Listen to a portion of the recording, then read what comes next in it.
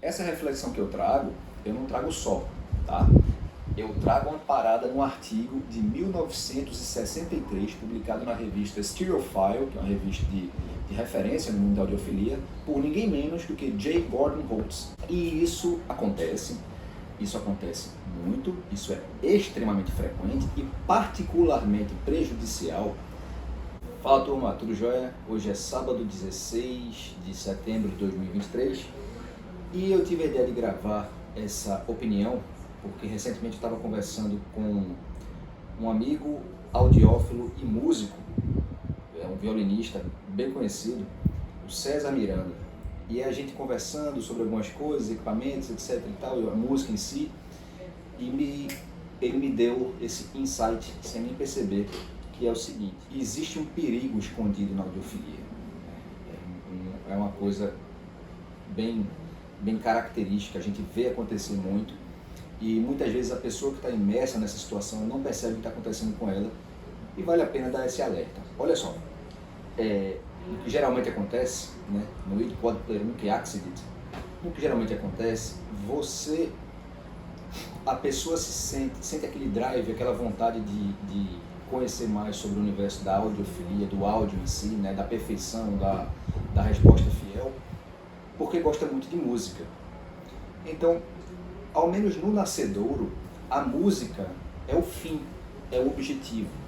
Você está ouvindo aquela música que você gosta, aquele álbum que você gosta, etc. E você quer explorá-lo da melhor maneira possível, você quer ouvi-lo com o máximo de fidelidade possível. Tá? E aí, esse é o drive que te faz começar a pesquisar e entender sobre a alta fidelidade no áudio. É isso? Joia. Só que o que acontece? Para a gente atingir a alta fidelidade, inexoravelmente, nós precisaremos de equipamentos bons, né? Equipamentos esses que vão fazer todo o tratamento do sinal do áudio até chegar nas caixas acústicas, que devem ter bons transducers para poder entregar, né, aquele, se for o caso, digital ou analógico, no analógico final, que é a movimentação do ar, né? A perturbação sonora pela proliferação de ondas acústicas. Enfim, a música é o fim e o equipamento é o meio. Então existe um perigo escondido, que é a pessoa desvirtuar do fim e cultuar o meio. E aí a gente até brinca que a pessoa deixa de ser audiófilo para ser equipamentófilo, né? Passa a dar mais valor, mais atenção, voltar os olhos aos equipamentos e acaba esquecendo da música. Então você se perde do fim e foca no meio. E isso acontece muito, isso é extremamente frequente e particularmente prejudicial na pessoa que está de alguma forma, hipoteticamente assim, fragilizada. Em que sentido? Existem fases da vida, existem pessoas, enfim, que podem estar com um certo vazio existencial e acabam tentando preencher esse vazio através da aquisição de bens, de coisas.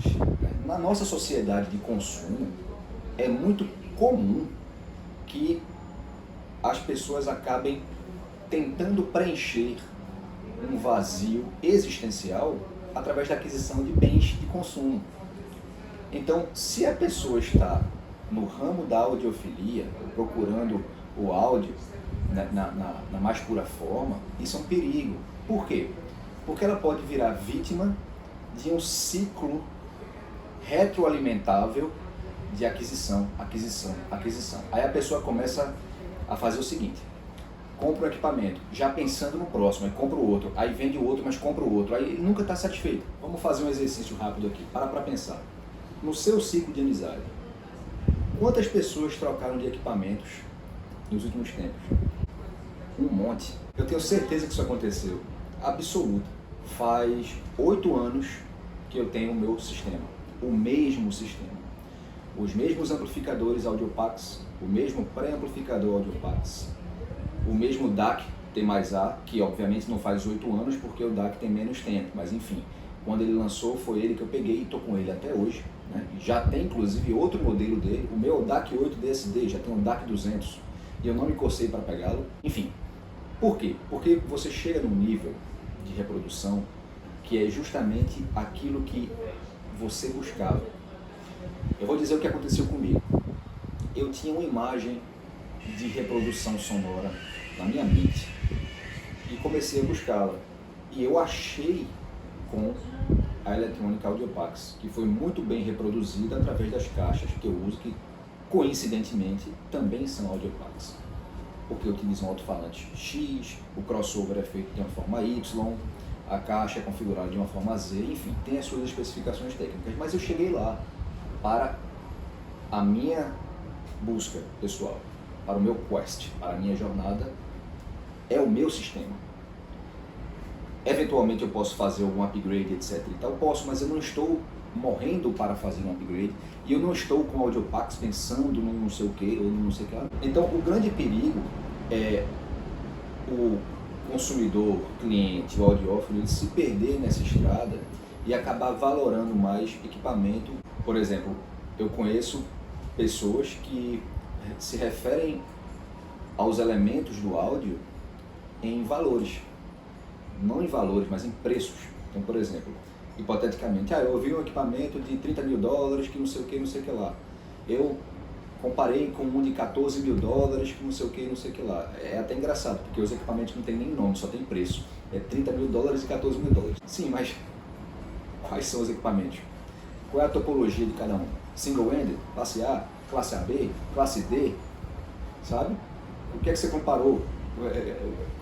Enfim, o que é que está aí fora esses números em dólares, não é? Veja, não se quer dizer com isso que a pessoa não possa, não deva experimentar, não é isso, mas de jeito nenhum, até porque o áudio acaba sendo, de certa forma, igual ao vinho. Quanto mais você toma, mais nuances você consegue identificar. Então, não adianta você pegar um livro e ler o que é que uma cepa Cabernet Sauvignon vai te dar em comparação ao Malbec, por exemplo. Você tem que experimentar, você tem que tomar. É tomando que você vai entendendo, você vai compreendendo aquilo que te agrada e o que não agrada. E essas coisas mudam ao longo do tempo, tá? Até um certo tempo, inclusive com o César Miranda, lá na OSESP, em São Paulo, nós tivemos um jantar maravilhoso e, à ocasião, eu apresentei a ele um belo de um primitivo de Mandúria. Hoje, o primitivo é praticamente intragável. Uma casca que eu acho muito doce, muito adocicada e não se coaduna com o meu paladar. Mesma coisa de Chile. Hoje, dificilmente você vai me ver atrás de um vinho chileno, a não ser que seja um sideral, por exemplo, né, dos vinhos compráveis, né, que é um baita de um exemplar. Ou então, por exemplo, um Cuvée Alexandre, né, Carmener. Um Cuvée Alexandre Carmener 2012 é o elixir dos deuses. Mas Chile não é nunca a minha primeira opção. As coisas foram mudando. Por quê? Porque eu fui conhecendo, fui tomando, fui entendendo e comecei a entender que não, para mim, eu fico em Espanha, vou para Rioja ou vou para Ribeira del Duero. Eu não fico mais no Chile, não estou mais aqui. Gosto da Argentina, vou para cá. Então, é a mesma coisa no áudio. Você vai entendendo o que você gosta e o que você deixa de gostar com base na experimentação e na estrada. Então, você tem que ter ouvido amplificadores solid state para saber se você prefere estado sólido ou prefere válvula, por exemplo, entendeu? Dentre os solid states, é interessante que você ouça Musical Fidelity, Hegel, PS Audio, Griffon, enfim, whatever, né? O que você puder ouvir, tudo isso vai acrescentar ao seu paladar auditivo e você vai começando a entender para onde você está indo. O grande perigo é você não fazer dessa experimentação o seu meio de vida. Veja, pode. Você pode fazer o que você quiser da sua vida, né? As vontades são suas, o dinheiro é seu, não é isso, a questão não é essa. A questão é só um olhar crítico, né, acerca dessa situação que acomete a muitas pessoas e elas muitas vezes não se dão conta. Então, até por isso, eu já disse em outras oportunidades, é que me sinto muito, digamos assim, agraciado, né, abençoado, alguma coisa, por ter conhecido a Audiopax, porque foi quando eu ouvi a eletrônica Audiopax que eu fiz, opa, para tudo que é isso que eu quero. E eu lembro que eu ouvi os amplificadores emprestados de um amigo, Nilson Nilson de Oliveira. Ele comprou um set antigo, 2000, né? Hoje tem 23 anos de idade, que foi um Audiopax MK2, né? Segunda versão. E eu ouvi aqui na minha casa, na época eu lembro que eu tinha um amplificador que eu acho muito bacana, diga-se de passagem, eu adoro esse amplificador, estado sólido, que chama Hegel, o modelo era o H160. E aí Nilson disse, cara, eu comprei um eletrônico Audiopax e queria levar aí pra gente ouvir junto. Tu topa? Eu disse, topo. Não tô fazendo nada. Topo, vem-se embora.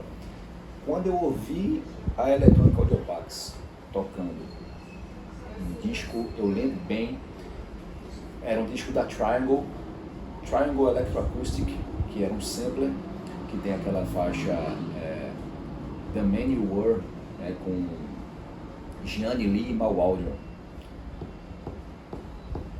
Então, rapaz, espetacular, espetacular. Esse é isso aqui. Isso aqui, esse é o meu objetivo, esse é o meu goal, esse é o meu set, né? E assim o é há 8 anos. 8 anos sem efetuar uma mudança e sem desejar fazê-la. Isso aqui é o mais fantástico que eu acho. Essa reflexão que eu não trago só, tá? Eu trago uma parada num artigo de 1963, publicado na revista Stereophile, que é uma revista de referência no mundo da audiofilia, por ninguém menos do que J. Gordon Holtz. E ele falava exatamente isso. Eu até lembro, o artigo começa assim, The Audiophile Initiated, Bewitched by blá blá blá blá, e continuava. Mas ele queria dizer o seguinte, você gostou de uma coisa e quem tem essa coisa é esse representante X que está te apresentando e tal, agarra na mão dele e segue. Porque esse cara, ele tem mais ou menos a diretriz daquele som que você está buscando. Quando a gente fica ouvindo aqui, ali, a gente acaba fazendo uma salada de frutas audiófila, né? Amplificador X com cabo Y, com coisa Z, não sei o que lá, que tá certo, vai dar. Mas às vezes a gente gasta muita energia e tempo e dinheiro fazendo experimentações que já estão configuradas em algum showroom, por exemplo, em algum dealer, ou então em alguma casa de amigo, etc e tal. Enfim, basicamente é isso, né? Cuidado ou não, fica ao seu talento para não cair nessa armadilha, né? De esquecer do teu objetivo, que era a música, e focar no meio, que é o equipamento. Joia? É isso. Forte abraço a todos. Vamos lá.